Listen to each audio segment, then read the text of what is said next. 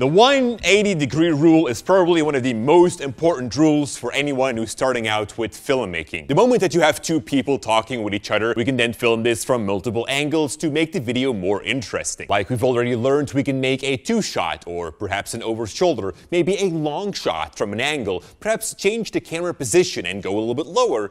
And although we have the freedom of placing the camera where we want, you want to make sure not to disorientate the viewer. And that is where the 180 rule comes in. You see, as the filmmaker, we know what a location looks like. We've seen it with our own eyes. And our brain can immediately tell where everything is at. But the audience only sees the location through the view of the camera. This is something very important to be aware of. So we can draw an invisible line through the two characters. We're cutting in the direction that they are looking. We split the scene into two parts, both 180 degree. That is where the name comes from. Now, it's important to choose one of those sites and stay there. So that means that we can place the camera here and then cut to this angle or to here. But you cannot mix shots from one side with the other. That is going to disorientate the audience. And let me show you why that is.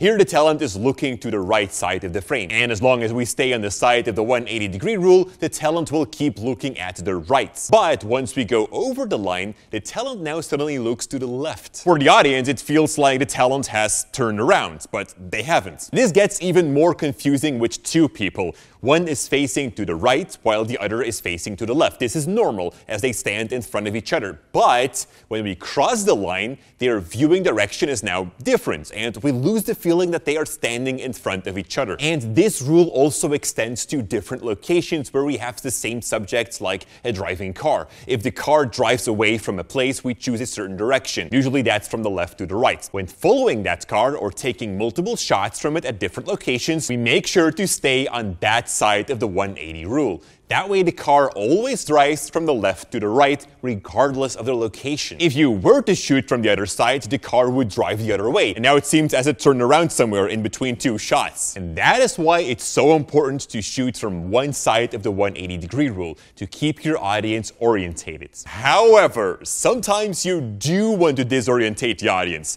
Think about a fighting scene. Obviously, it's a fake fight, and you want to avoid that the viewer sees that. So we'll constantly jump over the 180-degree line to disorientate the audience and cover up mistakes. But also, this creates chaos and confusion, which fits the scene. It's a form of visual storytelling. So breaking the rules of filmmaking is sometimes for the better, but you can only break the rules if you understand them first. So that is why I want you to follow the 180-degree rule first. Make some shots and edit them together. See how it influences your scene. And once you got the hang of it, then you're ready to break that rule. Of course, for a specific reason.